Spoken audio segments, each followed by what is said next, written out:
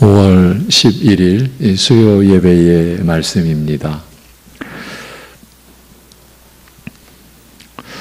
하나님께서 우리를 택하여 주시고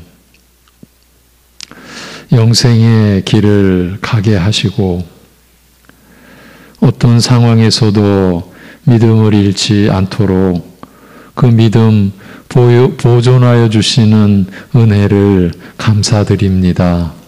오늘도 수요 예배로 모이고 찬송 드리고 그리스도의 이름 붙잡고 기도할 수 있게 해주시고 생명의 말씀을 진리의 말씀을 또 베풀어 주시니 감사합니다.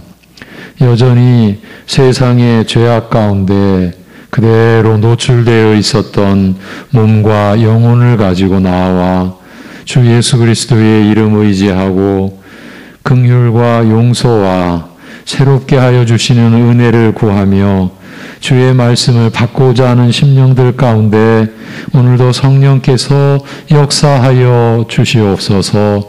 우리의 생각을 하나님의 말씀을 거부하고 그 말씀을 판단하려고 하는 우리의 거짓되고 교만하고 죄악된 심령을 주께서 다스려 주옵시고 회개하는 심령으로 주의 말씀을 받을 수 있도록 이 시간 역사하여 주시옵소서. 모든 것 주님께 의탁하오며 우리 주 예수 그리스도의 이름으로 기도하옵나이다. 아멘. 누가복음 9장 23절 24절입니다. 오늘 본문은 누가복음 9장의 말씀입니다. 23절, 24절 두 절입니다. 자기를 부인하고 나를 쫓으라. 이 제목입니다. 자기를 부인하고 나를 쫓으라. 이제 본문을 봉독하겠습니다. 또 무리에게 이르시되 아무든지 나를 따라오려거든 자기를 부인하고 날마다 제 십자가를 지고 나를 따를 것이니라. 누구든지 제 목숨을 구원하고자 하면 잃을 것이요 누구든지 나를 위하여 제 목숨을 잃으면 구원하리라. 아멘.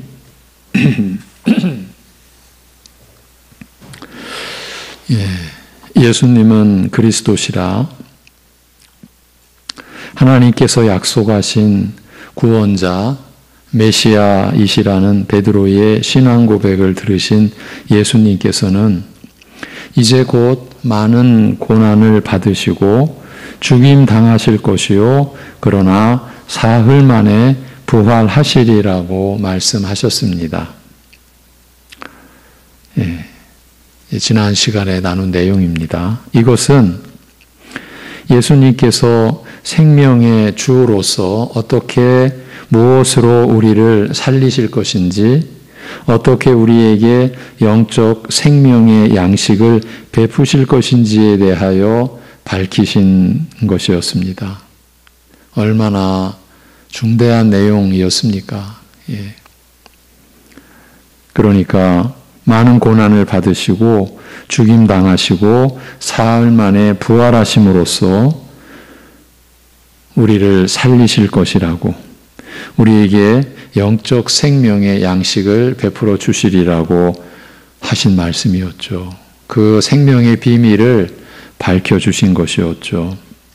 그러나 오늘 본문 말씀은 예수님께서 자신의 대속적 죽음으로 베푸시는 생명의 은혜를 어떻게 받아 누리는가, 은혜를 받는 자에게 요구되는 자세에 대하여 말씀하고 있습니다.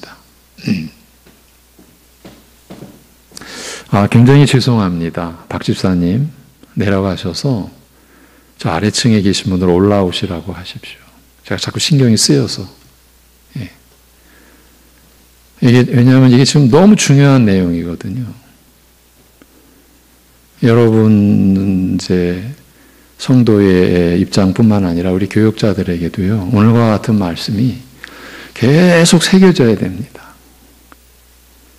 사실 요즘에 새벽 예배 때 또 믿음과 행위에 대해서 또 살펴드리고 뭔가 우리의 문제가 뭔가를 계속 이렇게 짚어드리고 우리의 영적 현실을 밝혀드리고 있는데 사실은 오늘 본문 말씀이 어쩌면 그 답이에요.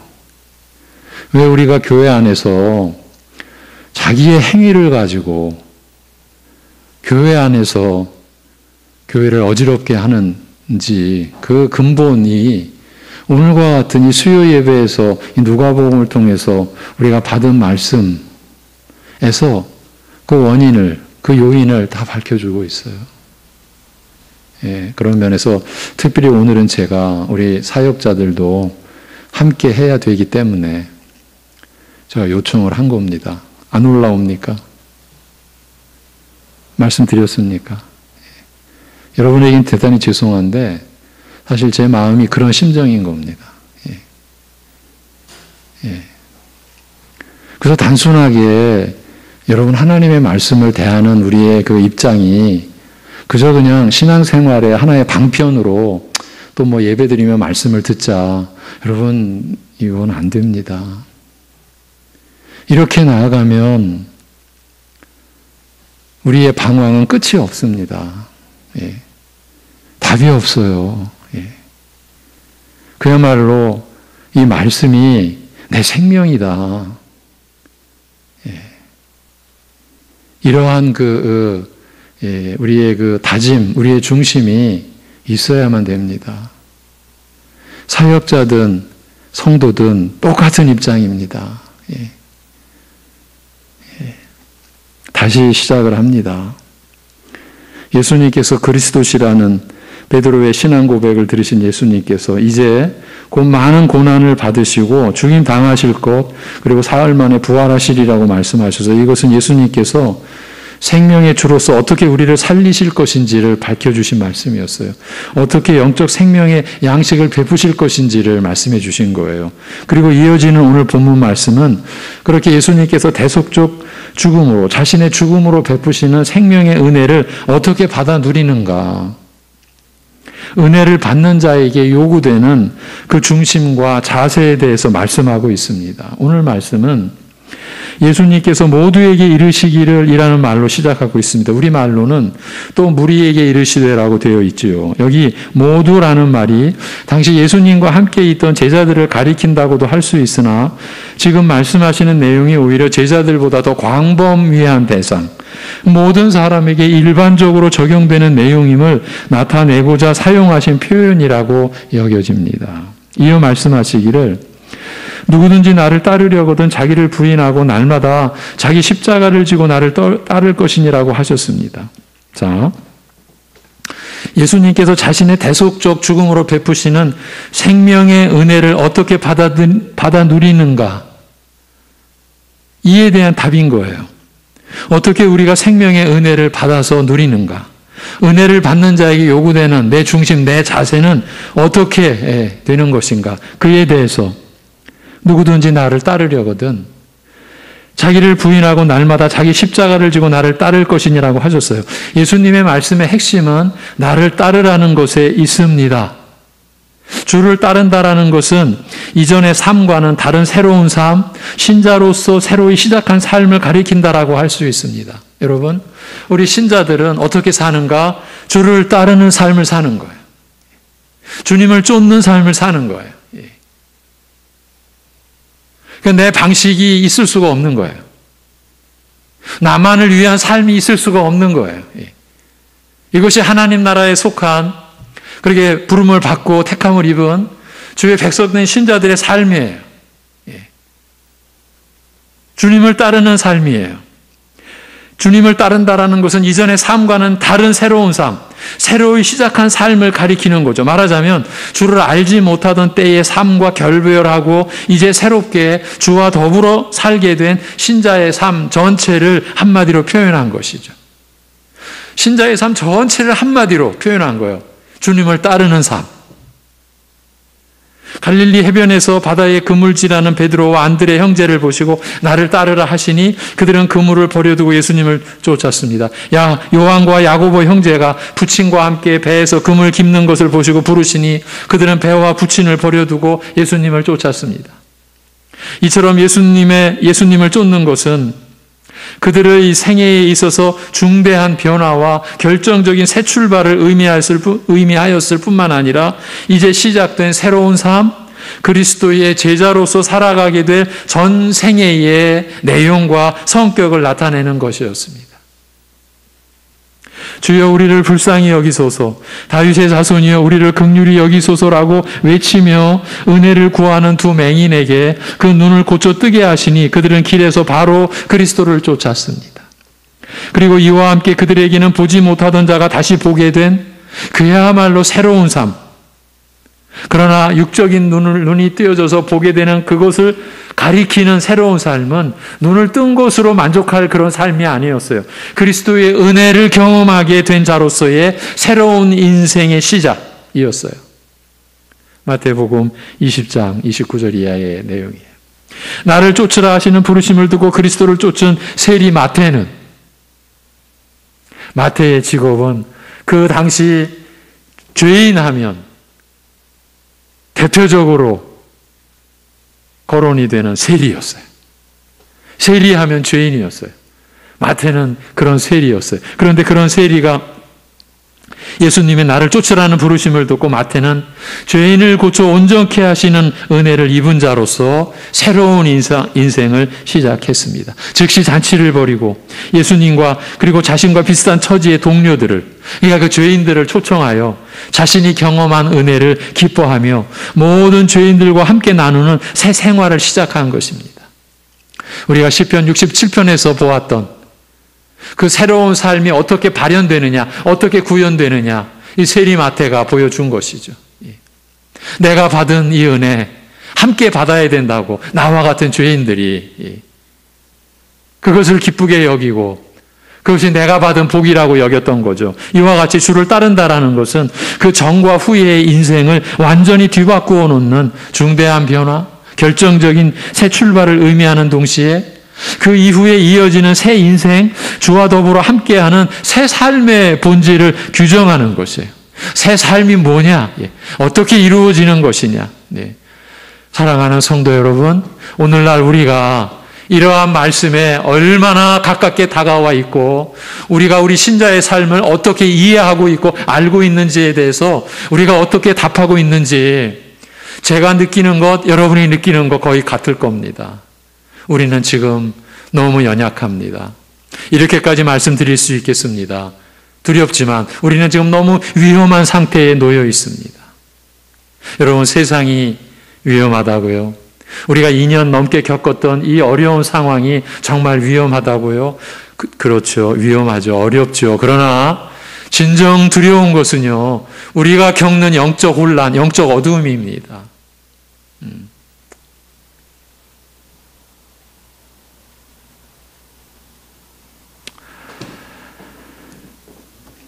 지금 주를 따른다라는 것은 새 인생,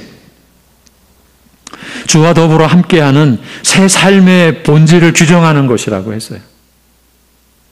그러므로 믿는 자의 삶을 한마디로 표현한다면 바로 주를 따라 사는 것이라고 할 수 있는 것이에요. 어떻게 사십니까? 나를 구원하신 주님을 따라 사는 거지요. 나의 죄를 위하여 십자가에 못 박혀 죽으신 그분을 따라서 우리 교인들은 살아가는 거죠. 예. 우리가 이렇게 말할 수 있어야 하지 않겠습니까? 그런데 오늘 말씀을 보면 나를 따르라는 말씀 앞에 자기를 부인하고 날마다 자기 십자가를 지고 라는 표현이 나옵니다.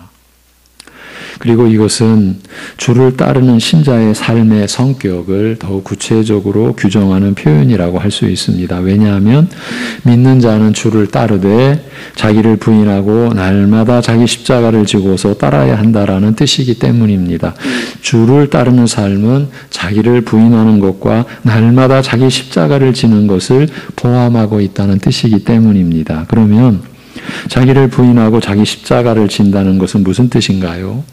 여기 십자가라는 표현은 바로 앞에서 예수님께서 장로들과 서기관들에 의해 배척을 받고 많은 고난을 받으며 죽임을 당하리라고 하신 말씀, 즉 예수님의 십자가에 관한 말씀을 염두에 두고 있음이 분명합니다.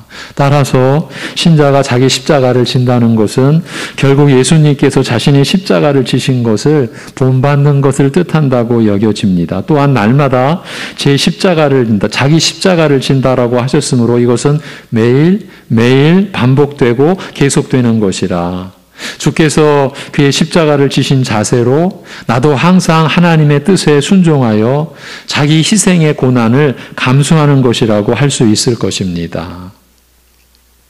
그러나 그 다음에 이어지는 예수님의 설명은 자기를 부인하고 제 십자가를 진다는 것이 결코 이와 같이 단순한 뜻이 아님을 밝혀주고 있습니다. 사실 앞의 내용도 그렇게 우리의 성정으로는 쉬운 내용이 아닙니다. 그런데 그것보다 더 그렇게 단순한 뜻이 아님을 밝혀주고 있는 거예요. 예수님께서는 누구든지 제 목숨, 자기 목숨을 구원하고자 하면 잃을 것이요. 누구든지 나를 위하여 제 목숨을 잃으면 구원하리라고 말씀하셨습니다. 주를 위하여 목숨을 잃으면 오히려 구원하리라는 이 말씀은 마치 목숨을 아끼지 않고 모든 것을 주를 위하여 희생하면 오히려 생명을 구원하리라는 뜻으로 오해하기 쉽습니다. 사실 성경 말씀은요, 어디서나 오해하기 쉽도록 표현된 내용들이 많습니다. 그래서 그 앞뒤, 그 구절이 있는 그 성경, 그 권 전체, 넓게는 전체고요. 더 넓게는 성경 전체죠. 이러한 구도와 구조 속에서 하나님의 말씀을 보는 그런 중심과 열심이 있어야 됩니다. 자기 마음에 쏙 들어오는 구절, 이런 습관은 사실은 우리가 믿음의 한 그 과정에서는 필요할 수도 있어요. 믿음이 이렇게 성장해가는 과정에서는 그 말씀에 대한 어떤 그 접근을 용이하게 해주는 측면에서 도움이 되는 때도 물론 있지만 넘어가야 합니다. 넘어가셔야 돼요. 자, 결코 여기 이 말씀은 목숨을 아끼지 않고 모든 것을 주를 위하여 희생하면 오히려 생명을 얻으리라는 그런 뜻으로 오해하기 쉽습니다만, 물론 이 말씀 속에는 생명을 아끼지 않고 모든 것을 주를 위해 드리는 자세가 포함되어 있습니다만, 그러나 먼저 우리 자신을 위해 희생함으로써 우리의 생명이 구원을 받는다라는 뜻은 결코 아닙니다. 주께 먼저 우리를 드림으로써 그 대가로 무엇을 받는다는 것은 이건 성경과 맞지 않는 생각입니다. 이건 성경의 가르침이 아니라는 거죠. 이 대가라는 개념이 나오면 위험한 거예요, 사실은. 지금 뭔가 우리가 위험한 자리에 지금 있는 거예요. 지금 우크라이나를 보면 민간인들의 희생이 속출하고 있죠. 왜? 이 러시아가 뿌려놓은 이놈의 지뢰 때문에. 여러분, 발목이 그냥 날아가고 다리를 절단해야 되고, 지금 어디에 지금 그게 깔려 있는지를 모르는 거예요. 그게 얼마나 조마조마하겠습니까? 참 그 비참한 그 상황을 말씀을 드렸는데 그분들에게는 이러한 우리가 그러한 상황을 비유로 하는 것까지도 좀 마음에 어둡죠. 그들의 고통을 우리가 어찌 다 알 수 있겠습니까? 오늘도 지금 어느 한 도시에 처절하게 저항하고 있는 그 어느 한 연대, 그 안에는 민간인들도 또 아직도 있고요. 거기서 부상당한 분들의 사진을 좀 보는데, 다리 절단된 분, 손 절단된 분, 얼굴에 이제 부상을 당해서 얼굴을 꼬맸는데, 이건 무슨 영화에 나오는 무슨 그 장면이 있잖아요. 막 여기 꼬매고 그런 상태로.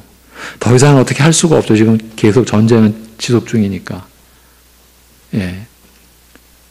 뭐 여기에 총 맞은 분, 뭐 이런 분들의 그 참상은 이루 말할 수가 없죠. 돌아와서 제가 지금 이 대가, 교회 안에서 이 대가라는 개념이 얼마나 위험한지를 말씀드리다가 우리 이웃나라 얘기까지 나갔습니다. 죄송합니다만 그만큼 위험하다라는 거예요. 근데요, 대가와 보상이라는 이 개념이 얼마나 우리 심령에 뿌리 깊게 자리 잡고 있는지 모르고요. 이게 또 얼마나 매혹적인지 몰라요. 그래서 이거를 웬만해서는 못 버리는 거야. 내가 이렇게 하면은 보상이 올 텐데. 오늘 말씀으로 이제 결론 부분에 가면 그런 우리의 생각이 얼마나 무지한지, 그리고 얼마나 잘못된 것인지, 그리고 사실 얼마나 무서운 생각인지. 제가 그래서 사역자들이 늘 위험하다고 제가 말씀을 드리는 거예요. 제가 오늘 그래서 사역자들 처음부터 같이 말씀에 참여하라고. 이런 개념에서 우리가 삐끗하면요, 사역 전체도 흔들리는 거예요. 제가 지난주 제 10기 이제 선교사 훈련 이제 10기가 열렸어요. 처음에 6명으로 시작했다가 11분으로 이렇게 또 늘어나게 되고, 근데 이번에는 다른 기수와 독특하게 지금 현장에서 10년, 20년 사역했던 분들, 특히 아프리카 쪽에서 부부가 여자 선교사님 혼자 이렇게 60세가 되셨는데 그런 분들이 참석했어요. 다른 때하고 분위기가 다르죠. 첫날 우리 신자의 기본, 사역자의 기본에 대해서 제가 이제 원장으로서 이렇게 참 섬기게 돼서 첫 시간을 그들과 나눴죠.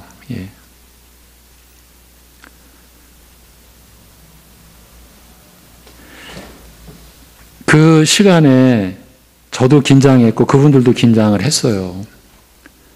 지금 우리가 사역하고 이렇게 섬기는 일이 지금 이 상황이 얼마나 위험한 상황이고 우리도 얼마나 위험한 상황에 있고 이제 그거를 공감을 한 거예요.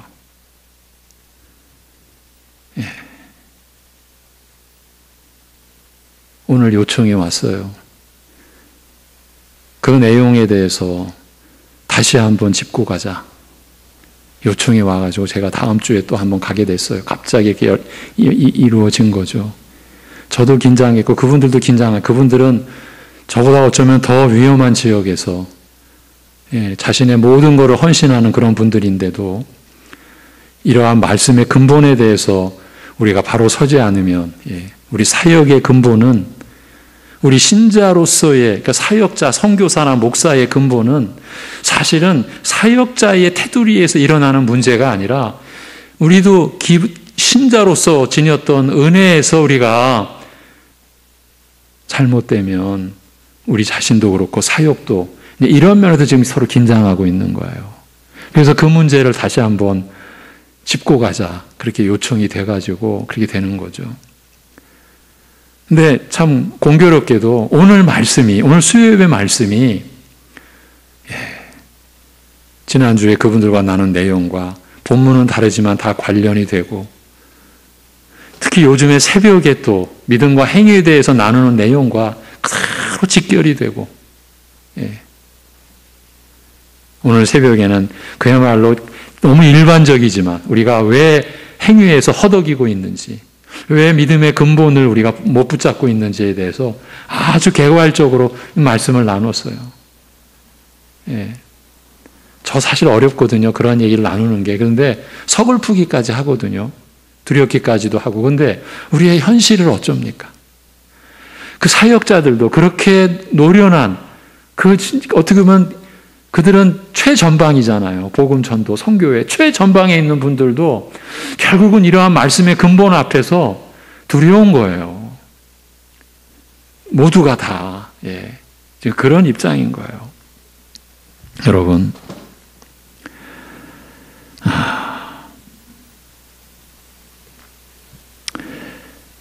이제 정리하고 가면 결코 주께 우리를 먼저 드림으로써 그 대가로 무엇을 받는다.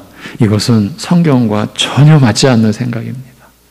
오늘 본문이 그렇게 오해될 소지가 있습니다만 결코 그런 뜻이 아닙니다. 따라서 주를 위하여 목숨을 잃으면 오히려 구원하리라는 말씀 속에는 좀 더 깊은 뜻이 있으리라고 짐작할 수 있습니다. 흔히 여기에 사용된 제 목숨이라는 말을 내 생명, 내 육적 생명의 뜻으로 해석합니다. 물론 이 말이 이런 뜻으로 사용되는 것이 사실이지만 오늘 본문 가운데서 이 표현이 갖는 뜻은 오히려 자기 자신이라는 뜻에 가깝다고 할 수 있습니다. 그러니까 제 목숨을 잃으면 하는 것이 자기 자신을 잃으면 이러한 뜻에 가깝다고 보는 거예요. 왜냐하면 제 목숨을 잃으면이라는 말은 그 앞에 나오는 자기를 부인하고라는 말의 설명이기 때문이에요. 제 목숨을 잃으면 이것은 바로 앞에 자기를 부인하고라는 말의 설명이에요. 특히 25절에서는 제 목숨을 잃으면이라는 말 대신 자기를 잃으면, 자기 자신을 잃으면이라는 말을 사용함으로써 이러한 이해를 지지하고 받쳐주고 있어요. 이렇게 해석할 경우 나를 위하여 제 목숨을 잃으면 제 목숨을 구원하리라는 이 말씀은 주를 위하여 자기 자신을 잃어버리면 오히려 자기를 구원하게 되리라는 뜻이 된다고 할 수 있어요. 이 뜻에 오기 위하여 설명을 덧붙여 드린 거예요. 주님을 위하여 자기 자신을 잃어버리는 거예요. 제 목숨을 잃는다는 것은 자기 자신을 잃어버리면 오히려 자기를 구원하게 되리라. 말하자면 자기를 잃는 것이 곧 자기를 얻는 것이 된다는 이 역설적인 진리를 가르치시는 말씀인 것이죠. 주를 위하여 자기를 잃는다는 것은 단순히 주를 위하여 나의 전부를 희생하는 것보다 더 철저하고 근본적인 자기 부인의 원리를 함축하고 있다라는 말씀이에요. 이것이 우리 기독교 신앙의 그야말로 근본인 거예요. 그리스도 안에서는 자기를 잃는 것이 곧 자기를 얻는 것이 되는 이 신비한 그야말로 생명의 비밀이죠. 천국의 비밀이죠. 이 신비한 일을 두고 하신 말씀인 것입니다. 여기에서 잃어버리는 나와 얻어지는 나, 구원하는 나는 어떤 면에서는 동일한 나, 그렇죠. 동일한 나죠. 그러나 다른 면에서는 전혀 다른 것이에요. 잃어버린 나는 부패하고 악한 나의 옛사람이요. 로마서에서의 바울 사도가 옛사람이 죽은 것이다. 우리가 그리스도와 함께 죽은 나는 우리의 옛사람인 그 나다. 그랬죠. 그러니까 부패하고 악한 나의 옛사람이요 하나님의 정죄와 심판으로 죽었고 또 영원히 죽을 나이지만 내가 얻게 되는 그 나는 나의 옛사람과는 상관이 없는 새로운 나, 새 사람이기 때문입니다. 말하자면 옛사람이 죽고 새 사람이 사는 것을 의미하는 것입니다. 예수님께서 자기 부인의 원리를 말씀하시면서 이를 십자가를 지는 것이라고 하심으로써 의도적으로 자신의 십자가를 연상하게 하신 것은 매우 의미심장한 일입니다. 바로 죽음으로써 사는 것, 생명을 잃음으로써 생명을 얻는 것이라는 이 역설적 원리가 실상 그리스도의 죽음심과 부활 속에, 특별히 신자가 그리스도와 함께 죽고 부활하는 곳 속에 구현되어 있기 때문인 거예요. 그래서 우리가 지난해에 창세기로 돌아가서, 선지서를 통해서 창세기로 돌아가서 우리가 죽는 법, 아브라함이 받은 이삭을 제물로 바치라는 그 시험 속에서 그 창세기 20장에서 주신 생명의 교훈, 무엇으로 죽어라? 제물로 죽어라. 신자들은 죽어야 돼요. 그런데 죽는 방법까지 가르쳐 주셨죠. 내가 마련해 준 제물로 죽어라. 그 제물과 함께 죽어라. 이것이 교회, 기독교회가 지니고 있는 진리의 근본인 거죠. 우리를 살리시는 생명의 교훈의 핵심인 거죠. 그러니까 이 말씀에 연결이 안 되면 우리는 은혜를 구하고 구해야 돼요. 이런 말씀들이 안 들리는 거예요. 그냥 우리가 잘 살고 우리가 긍휼을 베풀고 살고 자비롭게 살면 되지. 우리가 그러려고 신앙 갖는 거지. 제가 오늘 새벽에 드렸던 이 종교, 일반 종교의 얘기예요, 지금. 근데 우리 교회 안에도 이렇게도 생각하는 분들이 적지 않은 거예요. 예. 뭐 그리스도와 함께 죽고 이런 내용만 나오면 귀를 닫아요. 아, 저건 그냥 종교용, 예배용 멘트구나. 교회용 그냥 용어구나. 이렇게 여기는 것 같아요. 그냥 귀를 딱 닫아버리는 거예요. 저런 신비는 나하고 무슨 관계가 있어? 내가 무슨 뭐 신비한 체험을 하는 건 몰라도 뭐 그리스도와 함께 죽는다니. 뭐 십자가에서 못 박혀 죽으신 예수님과 우리가 뭐 하나 됐다느니 이런 얘기만 하면 눈을 껌뻑껌뻑하고 저것도 뭐 헛소리인가. 여러분, 이렇게 되면요, 이거는요 정말 큰일 나는 거예요. 그래서 여러분, 말씀이 들리게 해달라고, 말씀을 듣는다고 믿는 분도 계속 기도하셔야 되고요. 왠 줄 아세요? 어느 순간 아, 내가 들었지? 이렇게 되거든요. 우리가 경계심을 풀면요, 아, 내가 들었지? 아우, 내가 깨달았지? 그러니까 자기 부인과 또 정반대로 또 가고 있는 거예요. 예. 이렇게 이것이 지금 미묘한 문제예요. 예. 다시 돌아가서. 그러니까 옛사람이 죽고 새 사람을 의미하는데 이 말씀을 예수님께서 의도적으로 자신의 십자가를 연상하게 하신 것, 이것은 너무 깊은 의도하심이 있는 거라는 거죠. 죽음으로서 사는 것, 생명을 잃음으로써 생명을 얻는 것이라는 이 역설적 원리, 이 진리는요, 어떻게 나타나느냐 하면요, 그리스도께서 우리의 죄를 위해 죽으시고 부활하심으로만이 이루어지는 원리예요. 이 사건이 없었으면요, 야, 생명을 잃어야 얻는 거래, 우리가 죽어야 사는 거래, 이건 정말 아무런 의미가 없는 거예요. 그냥 진짜 헛소리가 되는 거예요. 그런데 그리스도께서 실제로 우리를 위해, 우리 죄를 위해 죽으시고 우리의 의를 온전히 이루시고 부활하신, 그리고 우리에게 성령을 보내주신 그 역사, 실제의 역사가 하나님의 뜻으로 이루어지고 그 안에서 우리에게 이 생명의 이 원리가 성령님으로 말미암아 우리에게 새겨진 거예요. 이게 새 언약의 성취예요. 예레미야 선지자, 에스겔 선지자, 요엘 선지자가 그 멸망해가는 이스라엘의 그 처절한 그 죄로 인한 심판 속에서, 그러나 하나님은 여러분을 결코 포기하지 않으시는 분, 새 언약을 이제 세우시고 이루어 가실 분이라고 선포하신 그 말씀이 우리 안에 이루어진 거죠. 새겨진 거예요, 성령으로 이 말씀이. 그러니까 이 말씀이 안 들리는 분들은 이게 안 새겨진 거라, 이게. 그러니까 육신으로 신앙생활을 하는 거예요. 근데 여러분, 육신으로 신앙생활을 하는 분들이 얼마나 또 겉으로는 열심인지 몰라. 그러니까 이게 우리를 더 헷갈리게 하는 거예요. 그런데 육신으로 열심인 그 신앙생활은 반드시 그 실체가 드러나게 되어 있어요. 왜? 대가를 바라기 때문인 거예요. 그리고 그 처음에는 선한 행위가 나중에는 권력화가 돼요. 자기의 힘이 되고 자기를 세우는 계급이 되고 그것이 느껴진단 말이에요. 여러분, 교회 안에서 그런 일이 일어나고 있잖아요. 그게 이런 신앙의 근본이 안 되어 있기 때문에 그 섬기는 선한 행위가 이제 자기의 도구가, 자기의 무기가 되는 거예요. 자기의 창과 칼이 돼버리는 거예요. 짐작하시죠? 우리가 숱하게 경험해왔던 일들이잖아요. 그리스도의 죽으심과 부활, 특별히 신자가 그리스도와 함께 죽고 부활하는 곳 속에 구체적으로 실현되어 있기 때문인 거예요. 여러분, 이게 뭘 말하는 거죠? 이것이 그리스도께서 성령으로 베푸신 세례인 거예요, 세례.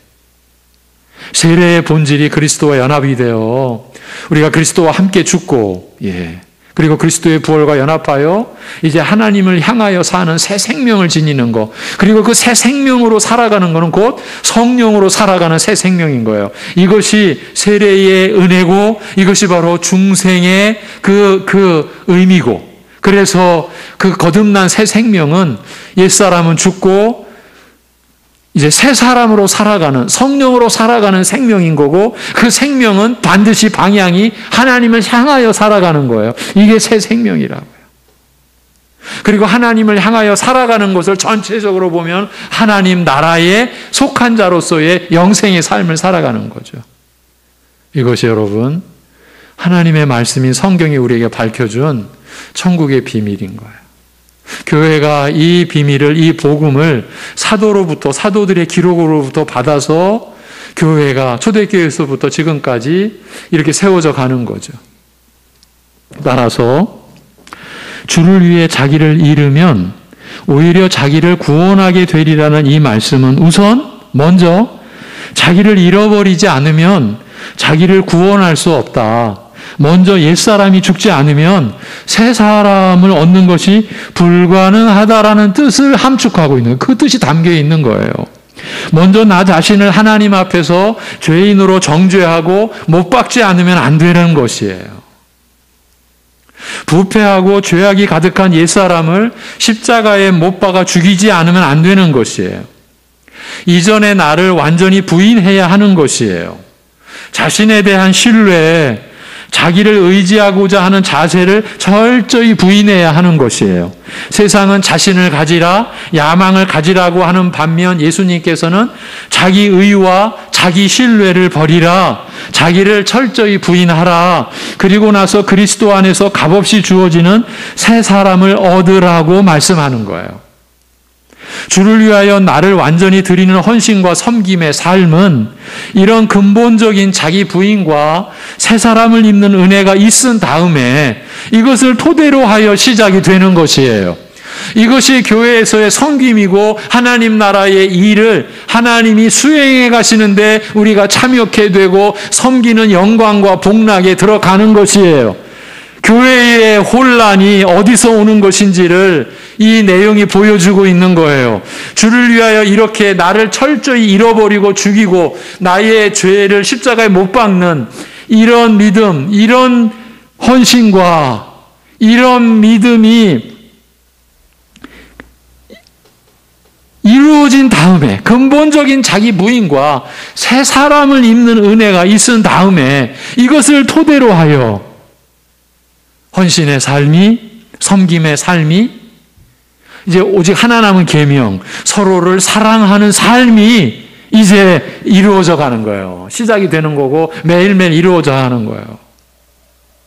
그런데 이것이 토대가 되지 않을 때, 제가 새벽에 표현대로 하자면 믿음을 안 가르치고 행위를 가르쳐 버렸어요. 행위를. 그러니까 자기의 행위를 가지고 믿음을 쌓아버리고 있어요. 지금 우리가, 저도 그랬고, 어쩌면 평생을 그래 온 거예요. 그러니 이게 어디서 잘못됐는지, 왜 삶이 이렇게 어지러운지, 왜 평안이 있는 것 같다가도 다 날아가 버리는 것인지, 그러니까 어쩔 수 없이 환경과 내 지금 주변이 좋아지면 덩달아 나도 좋아지고 평안해지고, 환경이나 여러 가지 시련이나 시험이 오면 그야말로 모든 위로와 평강이 눈 씻고 찾아보아도 찾아지지 않는 그런 상태. 우리가 경험해 온 바가 그것 아닙니까, 여러분? 이런 말씀을 우리가 보지 않고 배우지 않고 가르침받지 않고, 그러니까 자기의 것으로 자기의 행위로, 지금 주님은 자기 의를 버려라, 자기 의를 버리라는 건 쉬운 말로 하면 자기 자랑을 버려라는 거거든요. 그리고 자기를 의지하거나 신뢰하는 건 모두 버려라. 여러분, 그러면 떠올라야 되죠. 무슨 말씀이? 바울 사도가 나를 신뢰하게 만들었던 것들, 내 육체에 관한 나를 신뢰케 하는 것들, 내가 남들보다 못할 소냐? 맞죠, 바울 사도는. 우리가 아는 바대로. 그런데 그것이 이제 그에게 뭐가 됐습니까? 배설물. 나를 신뢰하게 만드는 것들이 배설물이 됐어요. 그가 그렇게 이제 고백하고 나가는 이유는 그리스도 안에서 내가 발견되어지고 내가 그리스도를 얻기 위하여 오직 그리스도 때문인 거예요. 예. 오직 그리스도 때문에 나를 신뢰하게 만들었던, 내가 의지할 만했던 내 육체에 관한, 내 생애에 관한, 내 가문에 관한, 내 전력에 관한, 내 스펙에 관한 내 모든 것 배설물이다. 지금 교회 안에서 이런 고백을 단호하게 할 수 있는 신자가 얼마나 되겠습니까? 우리 사역자들도 우리 자신을 보자고요. 우리 교역자들도 우리가 지금 이러고 있습니까? 예. 여러분, 이것을요, 어떻게 점검할 수 있을까? 남을 판단하고 남을 멸시하는 기운이, 그러한 기회가 있을 때, 그때 그걸 뛰어넘고 자신을 회개하고 내 안에 있는 들보를 못 보고 남의 눈에 있는 티는 볼 수 있는 그런 재주가 남아있다라는 것은요, 우리가 지금 여전히 이 토대가 온전치 못하다라는 거야. 신자나 우리 교육자나 예외가 아니에요.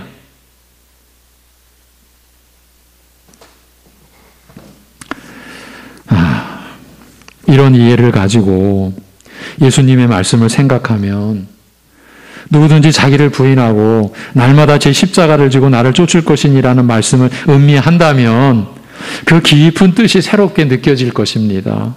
자기를 부인하고 제 십자가를 지라는 말씀은 그리스도의 십자가를 따라 진다는 것은 무엇보다 먼저 내가 그리스도와 함께 십자가에서 죽어야 함을 가르치는 말씀인 것이에요. 나의 부패한 옛사람이 항상 스스로 의로우며 자기를 신뢰하고 의지하는 자아가 죄인으로 정죄되어 그리스도와 함께 십자가에 죽어야 하는 것이에요. 여러분, 얼마나 우리가 은혜 안에 있는 겁니까? 죽어야 하는데 죽음의 방법까지 다 만들어 주셨어요.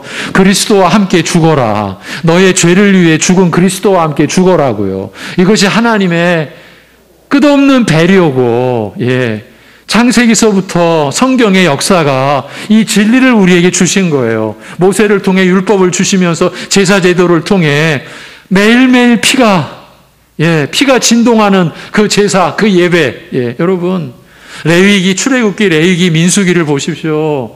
예배는 피가 진동합니다. 피의 그 향기가 제물의 각을 뜹니다. 내장을 씻습니다. 이게 매일입니다. 대속죄일도 따로 있고. 여러분, 근데 오늘날 우리는 영과 진리입니다. 그 피의 제사가 지금은 말씀으로, 성령으로 우리는 예배하는 겁니다. 그런데 그 본질은 다르지 않습니다.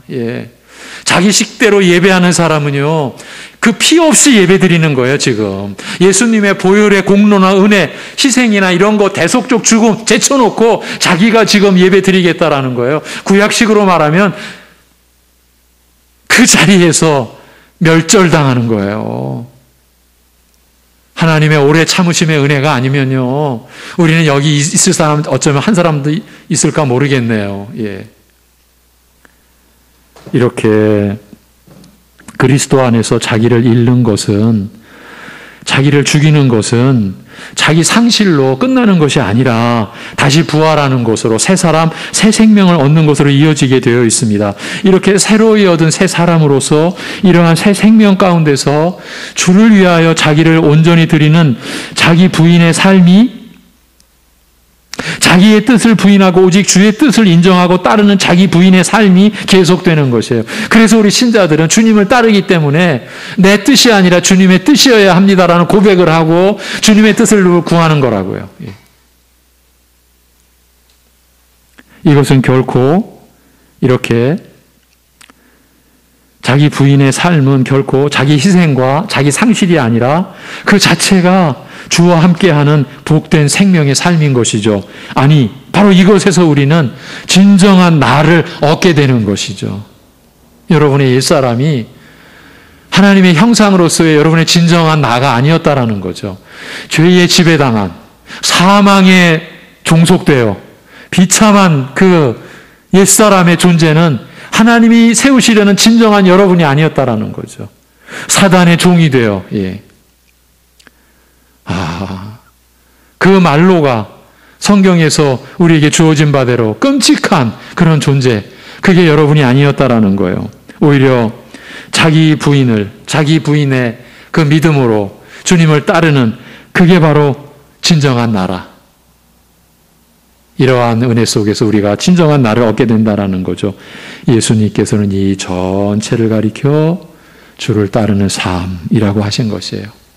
신자의 삶은 이렇게 시작되고 이렇게 계속되어야 할 것을 가르치신 것이에요.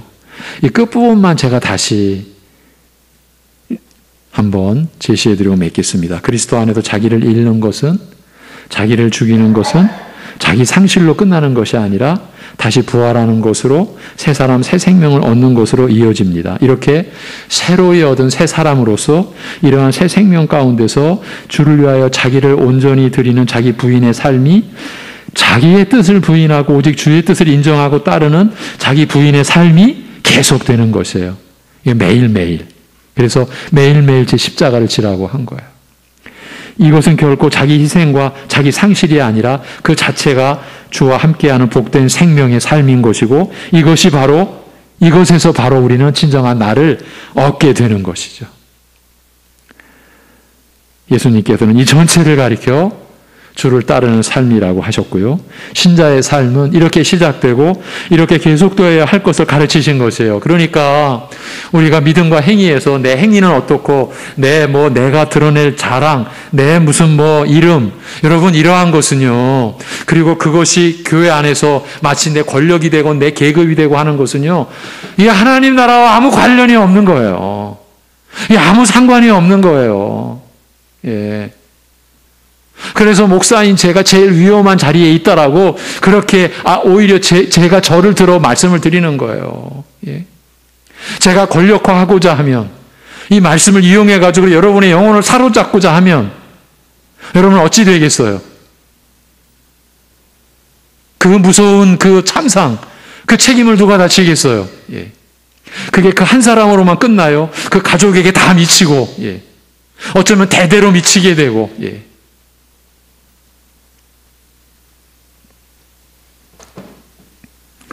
여러분, 오늘 우리가 나눈 말씀은 그야말로 우리의 근본입니다. 여기서 우리가 삐끗하면요, 그 결말은 생각조차 할 수 없는 거예요. 그런데 하나님께서 우리에게 은혜로 이 말씀을 우리에게 주신 거죠.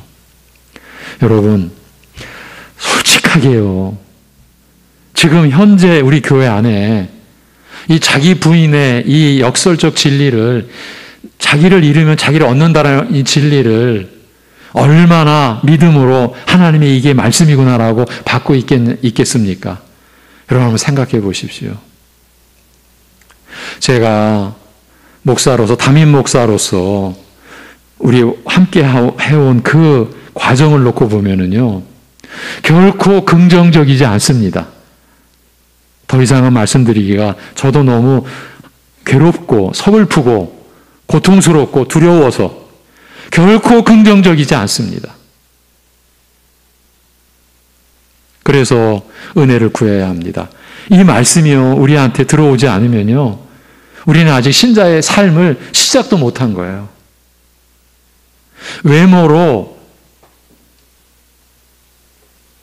외모가 아무 상관없어요.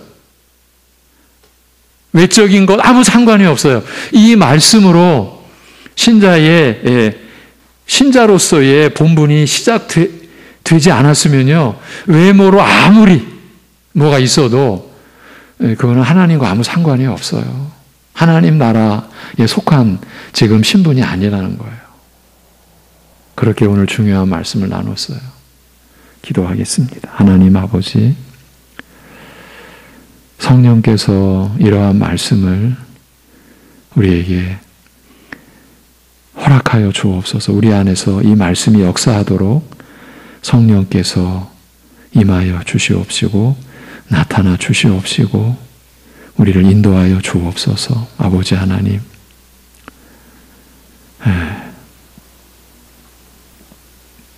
우리 모두가, 우리 교인 우리 모두가, 우리 교육자 모두가 이러한 말씀 위에, 이러한 말씀 안에 성령께서 이러한 말씀을 심령에 새겨지게, 그리고 그 새겨진 말씀이 우리를 통해 역사하는 그러한 은혜로 우리가 살아갈 수 있게 하여 주시옵소서. 자기의 의를 버리라. 자기를 신뢰하는 모든 것을 버리라. 자기를 철저히 부인해라라고 하는 이 말씀이 우리에게 진정한 생명의 양식으로 우리의 영혼이, 우리의 전체가 이 말씀을 받아들여지는 역사가 일어나도록 도와주옵소서. 모든 것 주님께 의탁하오며 주 예수 그리스도의 이름으로 기도하옵나이다. 아멘.